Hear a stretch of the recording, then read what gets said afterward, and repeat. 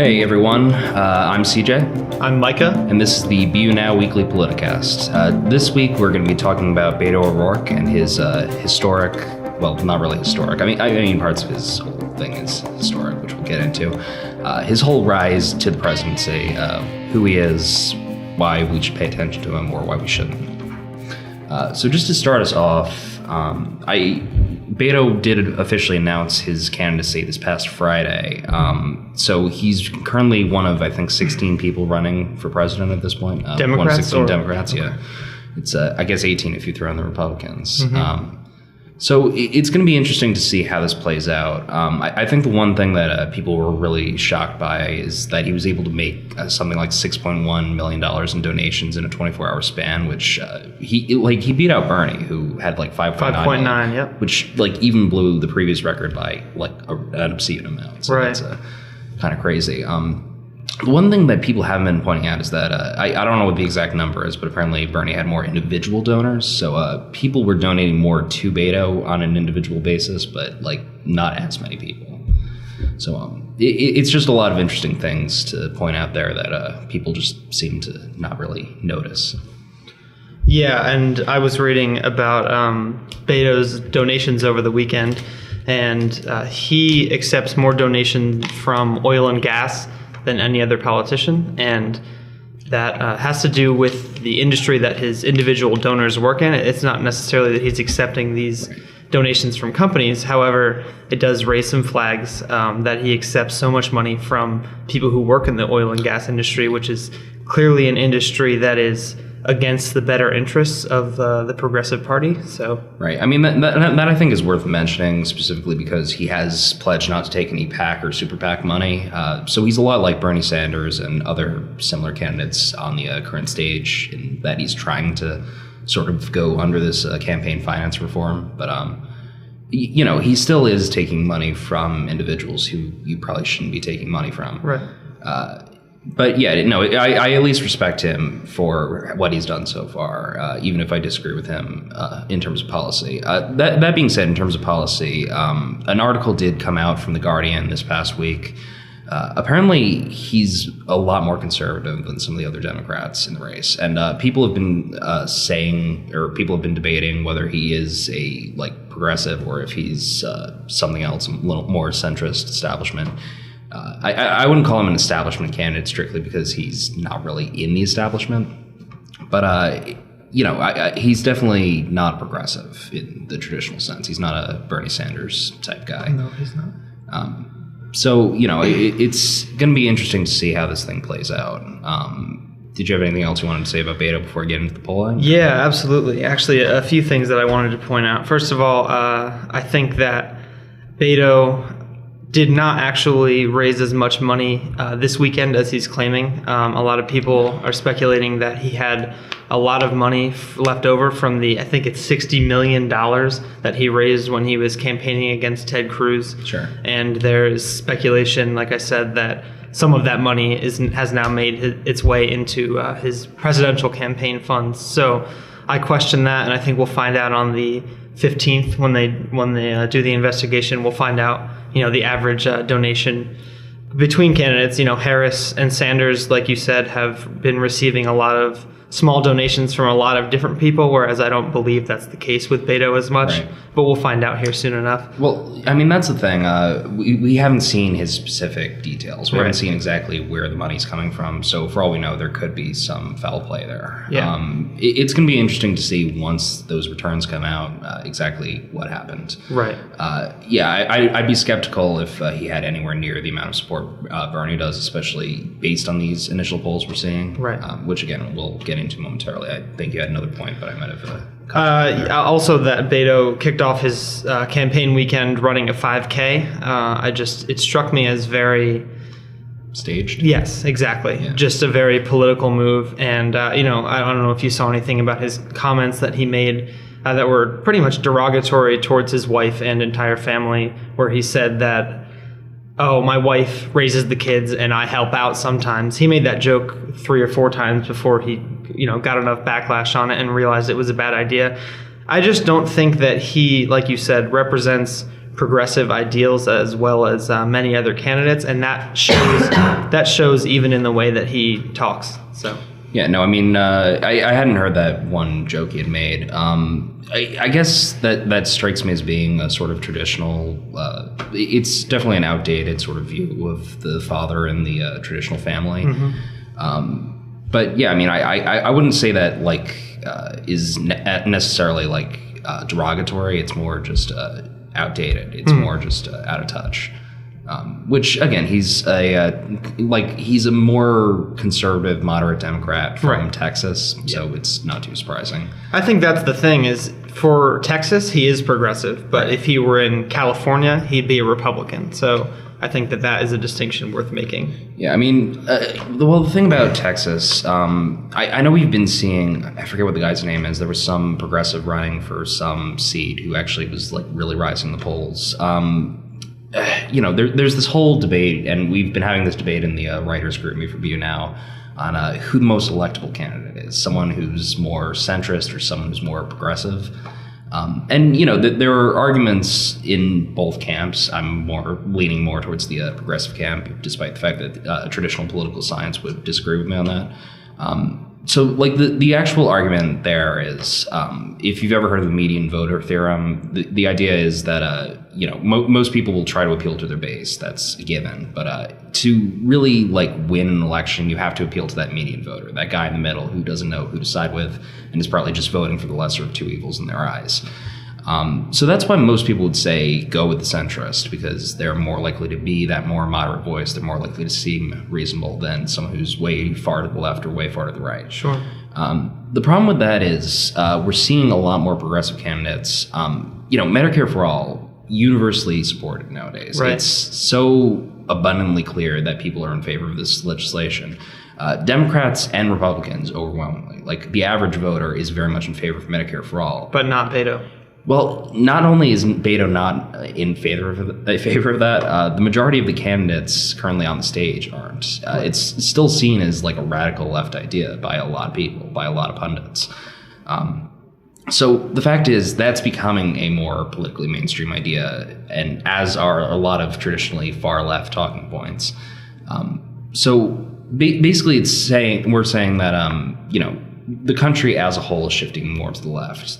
These far left ideas are becoming the moderate standpoint.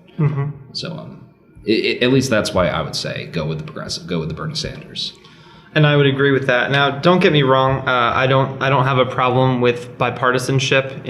And we throw around this term centrist, especially on the left, as a negative term.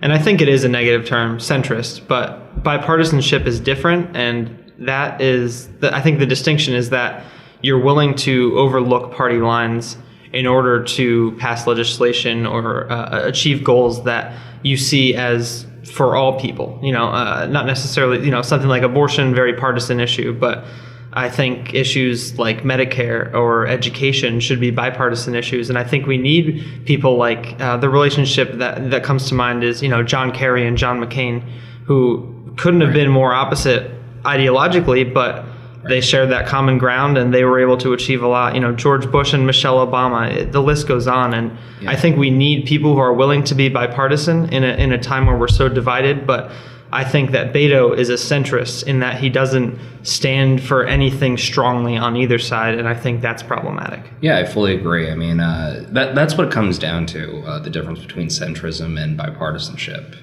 Centrism is a philosophy of nothing. It's a philosophy of trying to appeal to as many voters as possible to win elections. Right. These people, I really don't think, care about their base as much as they care about winning. And that's a massive problem for American politics. I agree. I guess on the issue of bipartisanship, John McCain's a great example. There's a guy who I disagree with him on a lot. He was definitely a conservative in the classical sense. But the guy had principles, which is something we're really not seeing in modern politics. And you can make the argument that progressives are much less likely to be bipartisan since they're more likely to stick their foot in the ground to get what they want. But like Bernie Sanders specifically is a guy who's always been reasonable, always willing to hear the other side, but will always try to make his case. Absolutely. And Beto really just doesn't have that. Yeah, I agree. Okay, so I guess we could look at some polls now, just to throw some actual data behind what we're saying. So 538, for anyone who's not familiar, that's the whole Nate Silver thing. One of the more reputable, one of the more data-driven like sites that you can actually get political polling data on. So they have their first few polls here. It's a poll aggregator, so it's taking from numerous sources. So right now I have, so right here we have Emerson College's poll of the Wisconsin voters. Why Wisconsin? If I had to take a guess, they're probably polling Wisconsin because it's technically a swing state. It could go left or right. And right here in front of us, we have the early primary data. And I have more primary data below for the actual, like, how these guys think the entire country will vote. But Wisconsin specifically, which was, I believe, a state that went to Trump in the general election in 2016, Bernie overwhelmingly leads the other candidates in this state. He's up 15 points against Biden, who still hasn't officially announced his run. Right. Which by the time we by the time we release this podcast, he very well might have. So it's worth mentioning that Biden ranks pretty highly on each of these polls too. If I really had to guess, it's probably going to be between Bernie and Biden. You think he will run? I don't know at this point. Like, I think there's a very real chance that he's going to at this point, which I think would be a bad idea. I think he's going to, like, not split win. The party, right. No, he's definitely going to be another, like, there's so many centrist candidates in this race already. He's definitely going to split the vote if he enters this thing. And yeah. It seems like the progressives are almost universally with Bernie at this point, with a very small percentage going to Yang. Tulsi, unfortunately, is at 0% across the board. So it looks like she's pretty much out. Yeah, there's a bunch of candidates here who are polling at 0 and 1%. I can go through these real quick. Bernie, and again, this is for the Wisconsin Democratic primary, which is, I actually don't know when that's going to be offhand. It's beginning of next year. Bernie is at 39%, Joe Biden at a distant second in 24%, Elizabeth Warren, shockingly enough, at third and 14%. Beto is polling at 6%, which isn't terrible considering he's, again, a pretty milquetoast candidate. Right.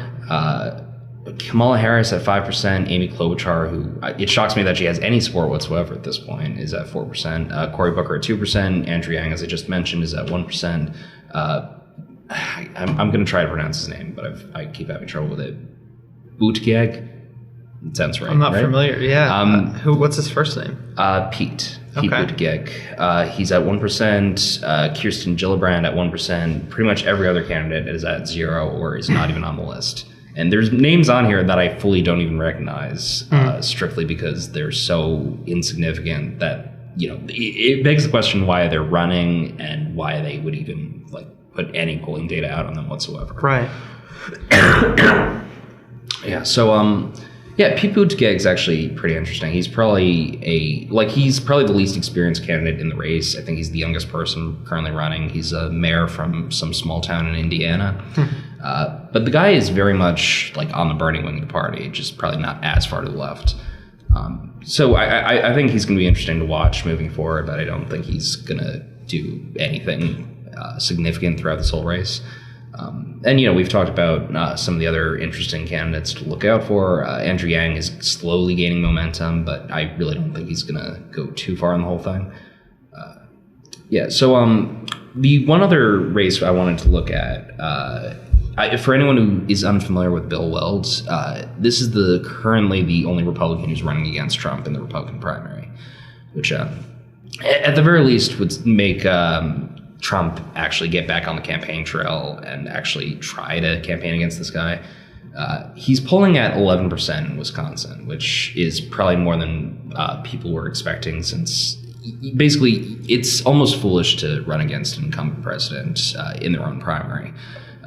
Like, Trump, especially in 2016, was so overwhelmingly popular with the Republican Party that no one thought he was going to lose. You know, no one, well, aside from, like, people who were in the media who thought he couldn't win. Right. But, you know, it was clear from polling data at that point that he was going to win.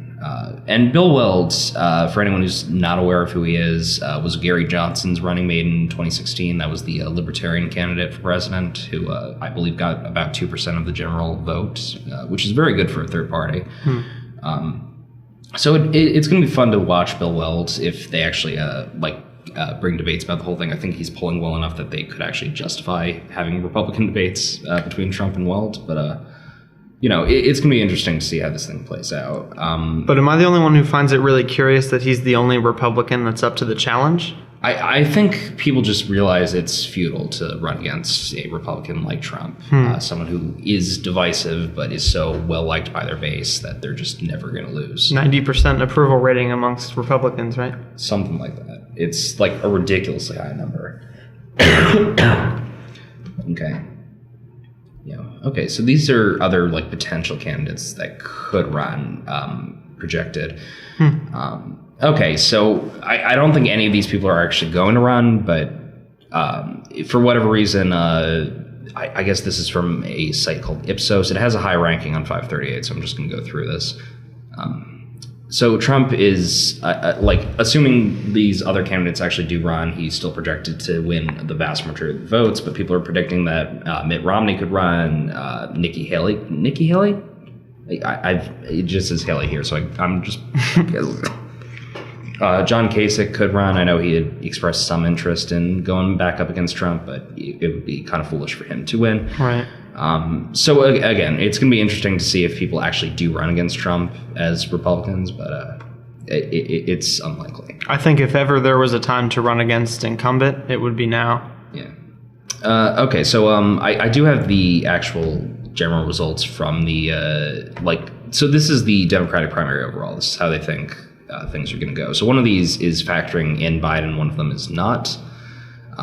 So basically, and this is just one poll, it's still early, and it's still saying, basically it thinks that Biden's going to win against Bernie by 3 points. If Biden doesn't run, Bernie is overwhelmingly going to win at 32% of the vote. That's up 17 from Elizabeth Warren. Again, this is just one poll. We don't know exactly who's being polled here, so take that with a grain of salt. So in terms of the general election, and I have that up here, hold on. So there's projected results here on if Bernie is going to run, if Biden's going to run. Basically, if whoever wins the Democratic primary, it has different results for who's going to win. The good news is there's not a single Democrat here who's projected to lose against Trump. So if you're a liberal voter, good news, it doesn't matter who wins, the Democrat's probably going to get it. That being said, Biden appears to have the strongest win against Trump. And again, some of these are misleading because it has Biden here in multiple categories. I don't know exactly why it's projecting the data like this. It seems, that's why. This is factoring in whether or not Howard Schultz runs. Okay, so did we talk about Howard Schultz last week? We did not. Okay, so let's touch upon that. Howard Schultz is the former CEO of Starbucks. He is considering running for the presidency as a independent. He's probably not going to do all too well, but people are... Basically, he's trying to provide a centrist voice, which I think we both sort of pointed out the problem with. Right. So basically, these polls are projecting that if Howard Schultz were to run, he would steal some votes away from the Democrats, but not enough to actually affect the election in any sort of profound way. Okay, so that's pretty much all we need to know from the polling data. Did you have anything to add? I'm curious what party Schultz will be representing. Is this the... Based on what he said, he wants to run as an independent. Okay. He has no desire to actually get involved with partisan politics. He identifies neither as a Democrat or a Republican, but he sees both parties as being too far to the left and too far to the right, respectively. That being said, independents typically don't win presidential elections. Right. I think Washington was the last one to actually do that. They don't even make it on the debate stage anymore. No, not since Ross Perot. And right. Well, he was actually part of the Reform Party, so he's not quite independent, but... and he was polling at something like 13% at the time, I think. I think he hit as high as 16 at one point. Which is pretty unbelievable. Yeah, that's ridiculous. For a guy who, again, was a nobody outside of that election. It's right. Amazing that he made it that far. But part of the reason we have these modern restrictions on who can actually talk in a debate format, it's because of that threshold. Technically, in order to make it on these national debate stages, on these stages that are bipartisan, So the whole Hillary versus Trump debate, if a third-party candidate like Gary Johnson or Jill Stein had wanted to make it on that debate stage, they would have to be polling at like 15% nationwide. Wow. Okay. Which not only is that incredibly hard to do for a third-party candidate, if you're not on that stage, it's almost impossible to gain support. Yeah. It's almost impossible to actually get your ideas out there. Absolutely. I mean, look at the several Democratic candidates. Lincoln Chafee comes to mind, how forgettable they were even with the presence on the debate stage. So, I mean, it's very easy to be forgotten in a world of identity politics that we live in today. Yeah. So, I mean, that's one way to fix the general election, which I'm hoping, assuming someone actually takes this over from us as soon as we're out of here, they actually bring up or so what can be done to make that whole format a little fairer to third-party candidates, right? A little more seamless to the American voter. So it's going to be interesting to watch how the general election plays out. Of course, that's a while away. Yeah, so did you have anything else to add about Beto, Bernie, anyone really currently in the race? Just that my mind has changed greatly since the last time that we talked. Last time I was talking about how I wasn't as excited about Bernie being a candidate because of his age, but now it's really starting to look like we're definitely not going to get anyone better. So I've definitely seen a resurgence in my excitement. I've been donating to his campaign. I hope to do whatever I can because I really do believe that he's far and away the best candidate. I really don't understand the excitement about Biden potentially running. I just don't see, other than his connection with Obama, who was a well-liked president for the most part, I just don't see what Biden stands for that young people can get excited about. He doesn't stand for consumer rights. He doesn't stand for legal marijuana. He doesn't stand for gay rights or anything like that. Now, he doesn't oppose them, but it's not like he has campaigned on them. He's by no means a trendsetter. Right. My biggest problem with Biden, so I think he's a likable guy. If you'd asked me like 4 years ago, if it had been Biden versus Trump running, I would obviously have voted for Biden. Sure. But the guy really doesn't have much of a platform. And that's his biggest problem. He just doesn't really have any sort of presence. The reason he is sort of doing this well in polls is because he's a well-recognized name. People know who he is. He was Obama's VP. People are nostalgic for that time period. But realistically, he doesn't have a platform. He hasn't even officially announced he's running yet. So, right. I'd have to imagine that if he were to actually announce his candidacy either this week or sometime in the near future and actually appear on the Democratic debate stage, he wouldn't make it all too far. I agree. I don't think he'd stand a chance against Bernie. What are your thoughts on MSNBC ignoring Bernie as a candidate the other day? I saw your picture there. That was hilarious. It's honestly just completely ridiculous that he is like unabashedly the front runner at this point. How you could possibly ignore him is mind-boggling. It's just a repeat of 2016 where he had to prove himself, but now he did prove himself, and they're making him do it all over again. Yeah, I mean, at this point, it's hilarious that people actually still go to these mainstream media sources when they're so clearly biased against actual candidates. Absolutely. It's going to be interesting to see if they actually give him the time of the day in the future. I'm not sure they'll have a choice this time. Yeah, I mean, it reminds me of the whole Andrea OcasioCortez thing. No one paid attention to her in the whole primary process, despite the fact that she, famously beat this incumbent Democrat Joe Crowley. It was not even a close election. That was the funny part. Right. And media just ignored her because she was unknown. Yeah. It pays to pay attention to these grassroots candidates. It pays to pay attention to this new form of Democratic Party. Yeah, I was listening to NPR over the weekend, and as soon as Beto had announced, they were already bending over backwards to make him look good. And, not only talking about, actually not even mentioning his policies at all, they really just paint him as, some youthful, good-looking guy, and they just want you to notice that, and they completely ignore candidates like Bernie Sanders because it's not, I guess, sexy is the word.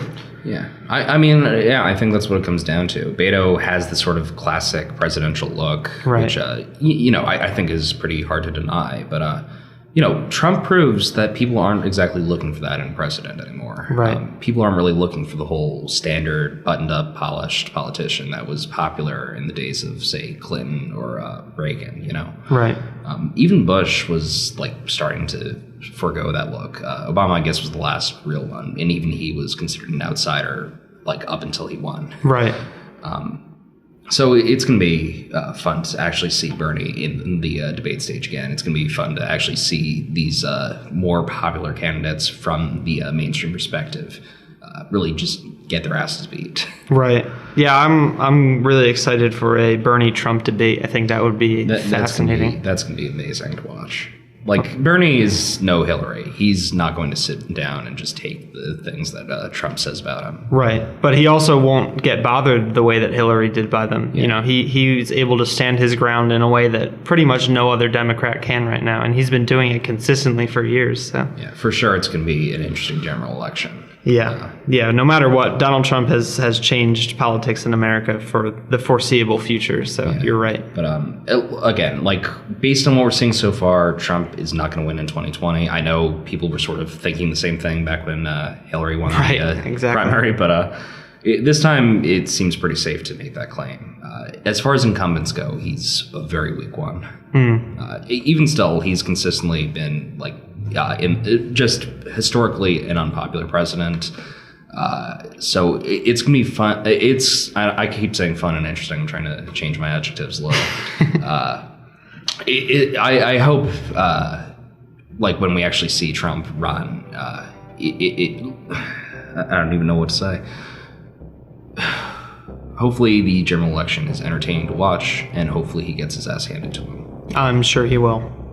Okay, so without further ado, this has been the BU Now Weekly Politicast. Thanks for listening.